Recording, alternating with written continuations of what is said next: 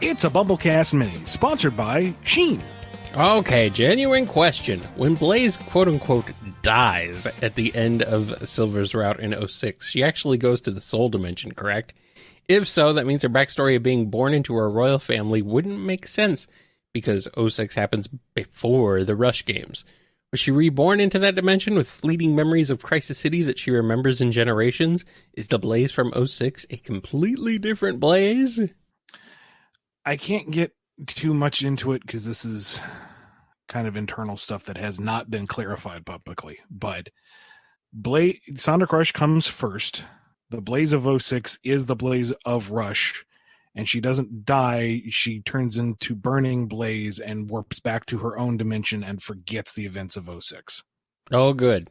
I wish we could all forget the events of 06. Yeah. Sorry, 06 fans. There's more of you than I thought. Shifting gears over to her fighting partner, Silver travels back in time many times to save his future. Because of how time actually works, does this mean that every time he goes back in time to prevent a tragedy, he goes back to his own time just to see the next one? Has Silver actually ever experienced a happy world not ravaged by Iblis, Eggman, or any third threat?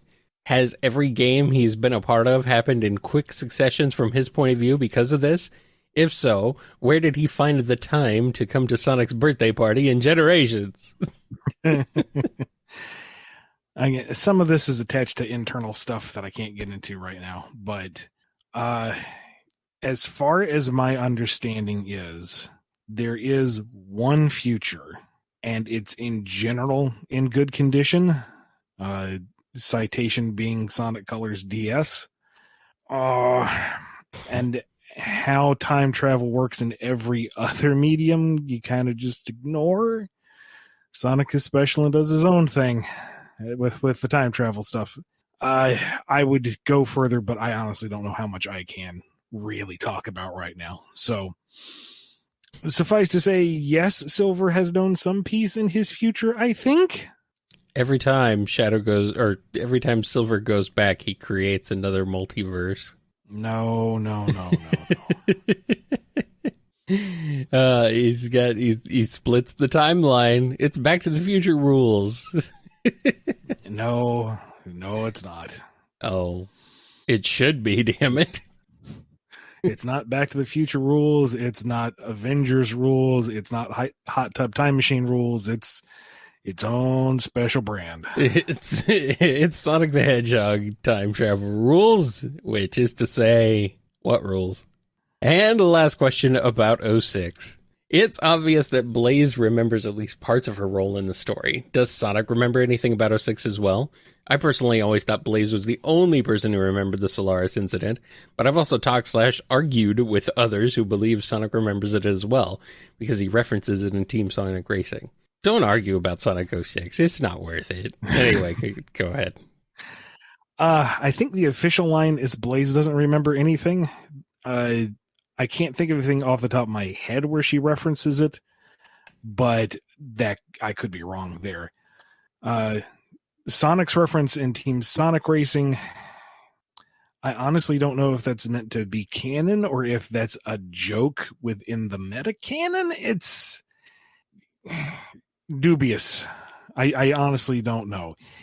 So that one is a big shrug on my end. Apparently Blaze seems to remember Crisis City in Generations. Yeah. Okay. That little nuancy thing. Yeah. Well, I mean, Crisis City shouldn't exist because Solaris never happened, but as we've established, Sonic time travel plays by its own rules. Just like Sonic's ability to move at light speed, or not, depending on who you ask. Okay, a more simple question. Sonic's full title is Sonic the Hedgehog. Similarly, Shadow refers to himself as Shadow the Hedgehog. Silver has psychokinetic powers and is also a hedgehog. All three have incredibly special powers and are arguably the strongest characters in the main series. My question is, Do hedgehogs have special abilities that others do not, akin to the Viltrumites in Invincible, the Wisps in Sonic, or other alien races? Do they call themselves Blank the Hedgehog as a title, like royalty? You're forgetting Amy Rose. Amy Rose The Hedgehog. doesn't have any special abilities, aside from her unusually high strength and the inexplicable hammer. Uh-huh. At present, I don't believe it's supposed to be anything special or mystical. And she is not Amy Rose the Hedgehog, it's just Amy Rose. So she right there throws a wrench into that pattern. Although you could also say it's all the boy hedgehogs and she's the only example of a female hedgehog. And I don't think the intention is for hedgehogs to be the Saiyans of the Sonic verse. I think it's just their title playable characters, ergo they have special gimmicks. We wouldn't really be able to know for surezies unless we see more named influential hedgehogs to set more data points. It's very suspicious that Amy has no powers. I think that's incorrect. Sorry, Sega. I know you make the rules, but sometimes your rules are dumb. We're also going to conveniently ignore that she turned invisible at one time.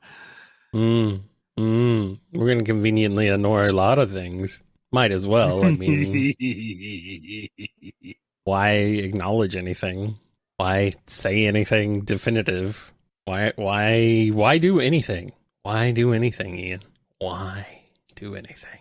Is there a reason why humans weren't mentioned in Sonic Forces? Eggman took over the entire world, which would include important human locations and groups like Soliana, the Areas and Unleashed, and Gun. Did Sega want to focus on more animal characters, or were they just forgotten? I can answer this one, actually. I'll answer it for you. Because at the time, the two worlds thing was in effect. So, yeah, that's why. It was supposed to be supposed to be the animal world, but now that's no longer a thing again. So it's also a matter of it was a budget title. There were 5 area asset packs. I mean, Sonic has been a budget title since 2010.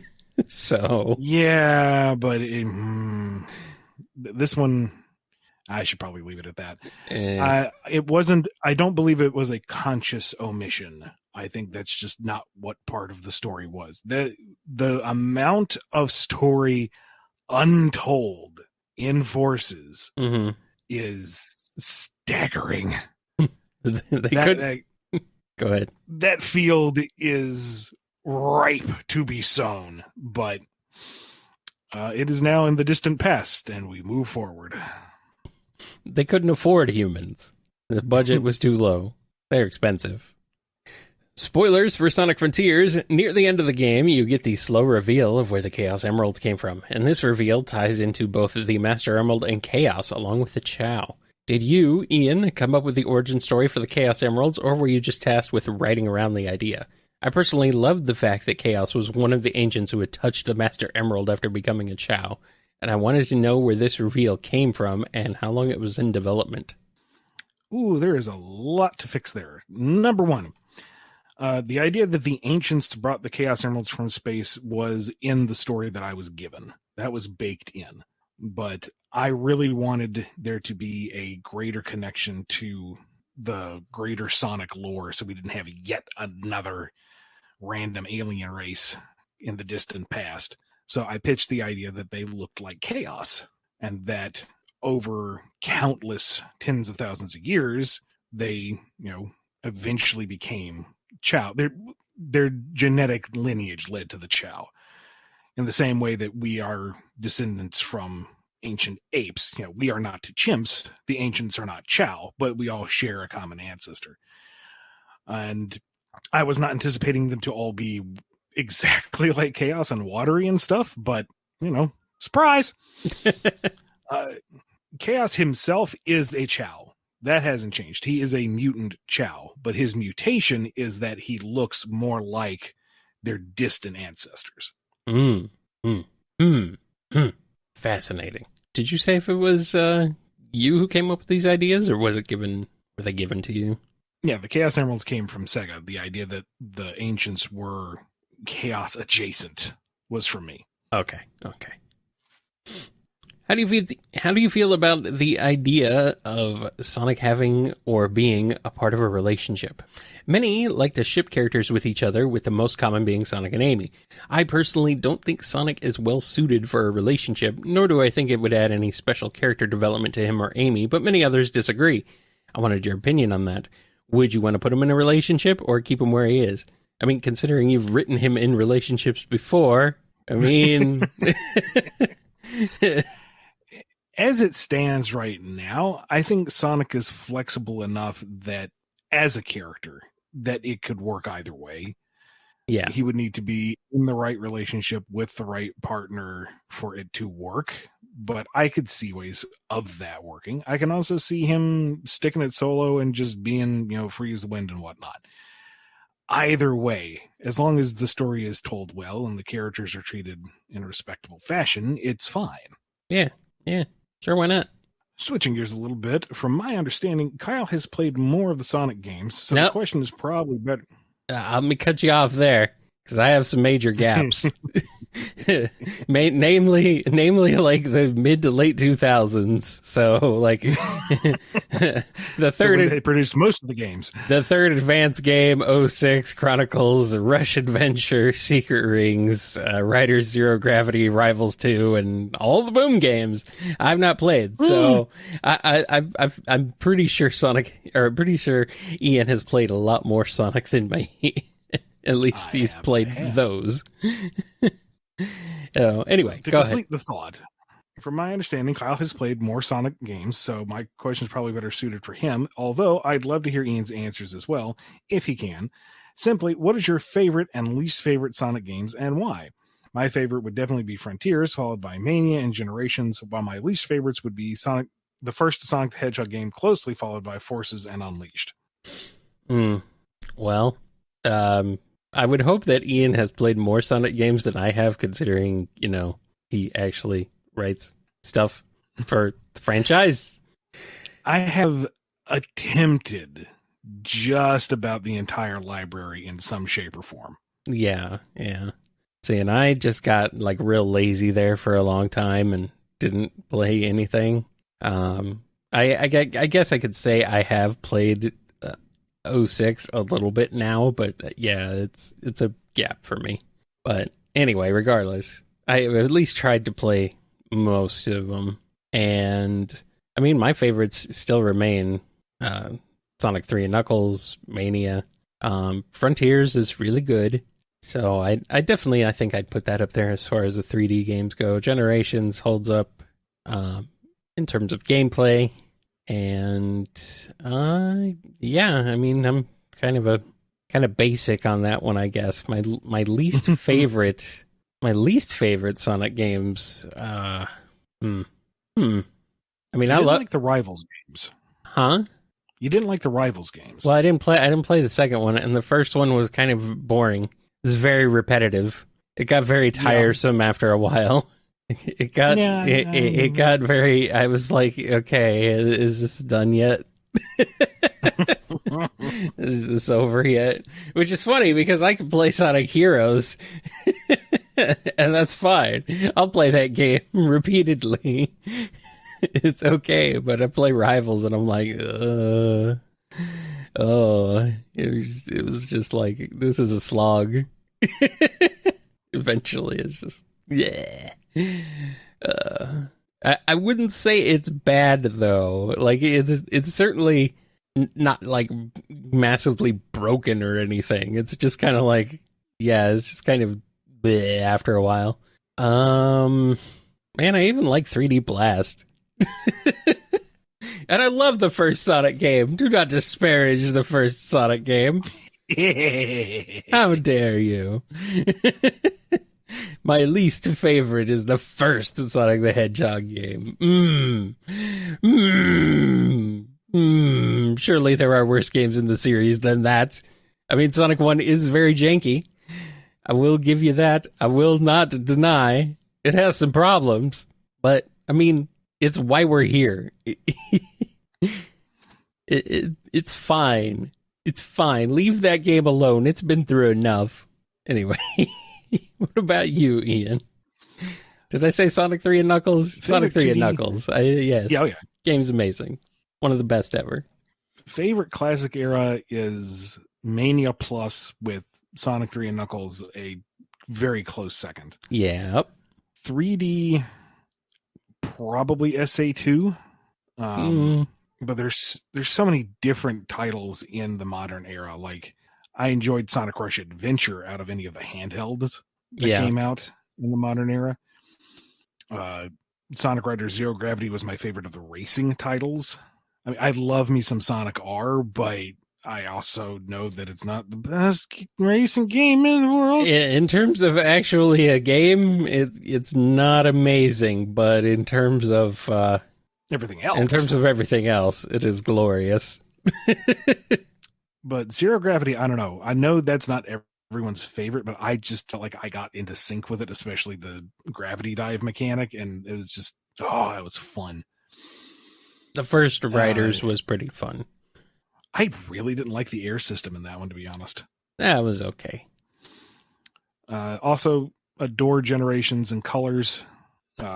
Generations is just the perfect love letter, and I love the feel of Colors. Colors is just a fun game. Yeah. Least favorites? I don't know. I feel like this is kind of a loaded question in my position, but I never really got into the swing of the 3D Blast. I found it more frustrating than anything else. The quality of life patch that came out. Yeah, the director's cut helps a lot. Yeah, but it's been how old is that now? I mean, more than 5 years. I'm pretty sure. God. Yeah, and that's cool and all, but the original out of the box, not my favorite. And there is so much to love about Sonic Heroes, except the game itself. See, and I'm a Sonic Heroes apologist. I love Sonic Heroes. I certainly recognize that it's not great, but I mean, I could play it all day. Like, the music is great, the stages are great, the scope of all these playable characters is really cool, all the individual nuances, the fairly light but still competent story is great. I'm even gonna forgive some of the bosses because, chasing them down and fighting them was kind of a neat idea, and Egg Emperor looks neat. But like, I think of actually trying to play it, and I immediately lock up. It's like, no, you can't make me. No. Meanwhile, I'll be like, "Where's the controller? Give me that." I can deal with its jank. I have no problem. I have no trouble dealing with the jank at all. So, but yeah. I don't know. Sonic Labyrinth. I don't know. No, it's fine. I don't care. My least favorite? I mean, based on the fact that the first thing I did was get stuck in a building, Sonic 06. All right. If you played it and got enjoyment out of it, I'm happy for you. I did not. I feel bad dumping on 06 because, number one, it's been done to death. And I know. Finished. I know. The dev team did not get the time and the resources they needed to realize their vision. Neither of those do not change the fact that it is a bad game. And I do remember mostly enjoying Silver's game and moments of Shadow's gameplay and some of the character interactions. Yeah. Oh, another one of my least favorites, the Shadow. This is like one of my Shadow. It feels like either like one of my least favorites or one of my most favorites, just based on how absolutely ridiculously edgelordy tryhard it is. It's like, come on, even Shadow himself before this was not this edgelordy and tryhard. I don't know. I am kind of a Shadow the Hedgehog apologist. You would be. Aside from a few things, I don't remember it being that bad. But I did load up the game a little while ago, and the memory card had corrupted and I had lost my save. And I'm like, I don't want to do all of that again. I did it once. I'm satisfied with that knowledge. The chat is saying that they are still waiting for a Shadow the Hedgehog remake. I got some bad news. I think Sega wants to forget that ever happened. I'm sorry. All right, let's move on. At the end of Sonic Adventure, Tikal and Chaos rise into the sky. I believed that this meant that they had died, as the Master Emerald kept them alive for thousands of years. However, in Sonic Force's stress test, Knuckles is very casual about Chaos appearing, as if he's done so before, but after Adventure. Is Chaos still alive? If he is Tikal alive as well? That's up for debate, depending on who you ask. Chaos showed up in Sonic Battle, but there's a lot of dubious canon in that game.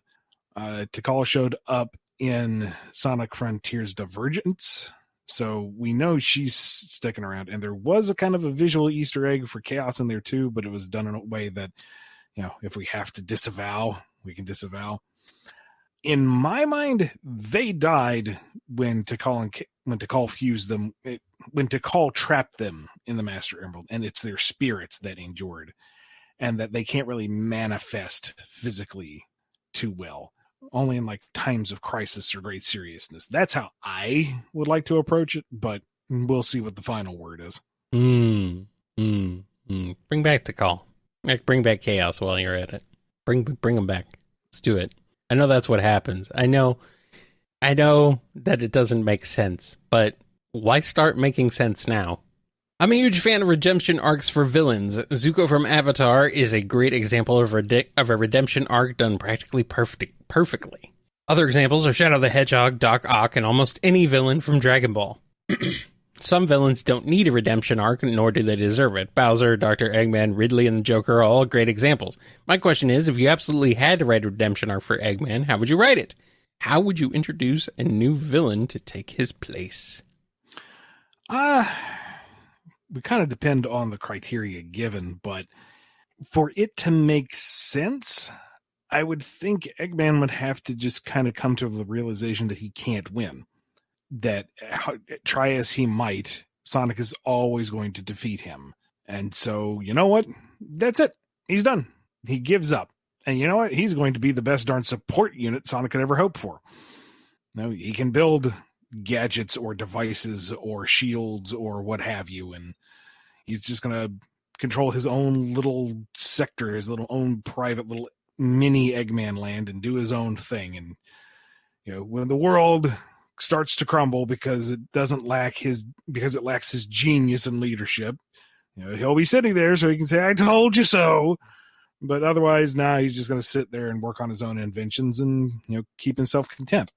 As for replacing him, that's the taller order. Because how do you follow up an act like that? Really?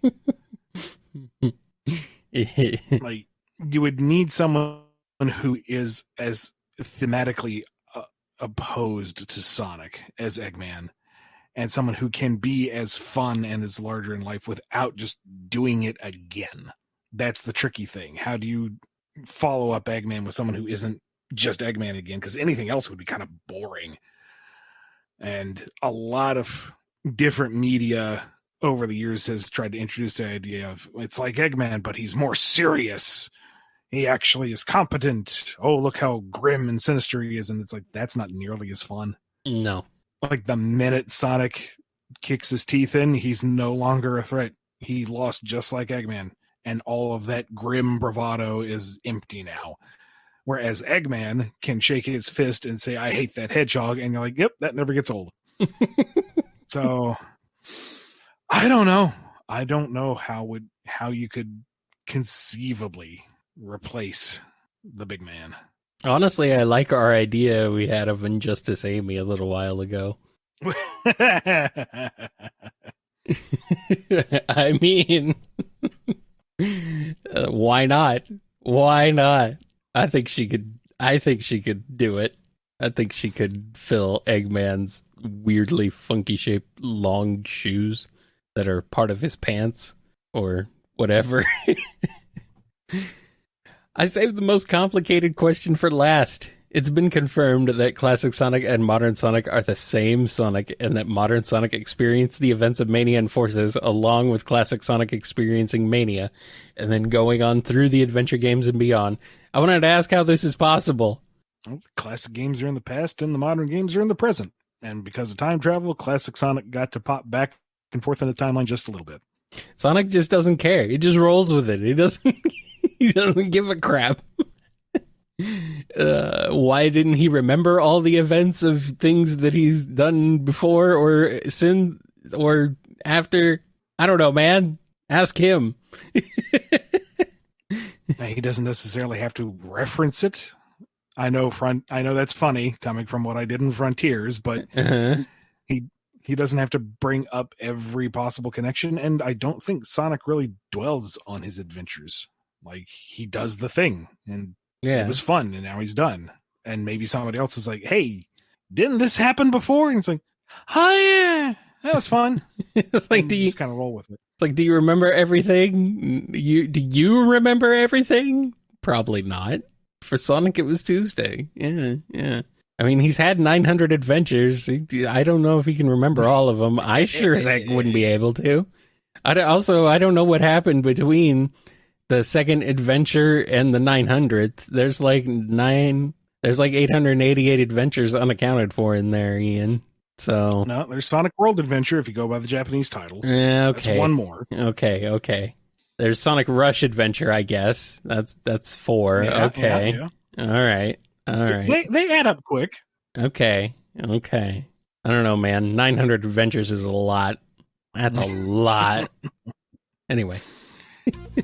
Well, it's a good thing he's fast to get through them all. Yeah. It's true. All right, that's it. That's all we have. Thank you to Sheen for sponsoring this BumbleKast Mini. If you want one of your own, head over to patreon.com/BumbleKast, Ko-fi.com/BumbleKast, or become a YouTube member. Be good to yourselves, be good to each other, and we will see you next time on the BumbleKast. See ya.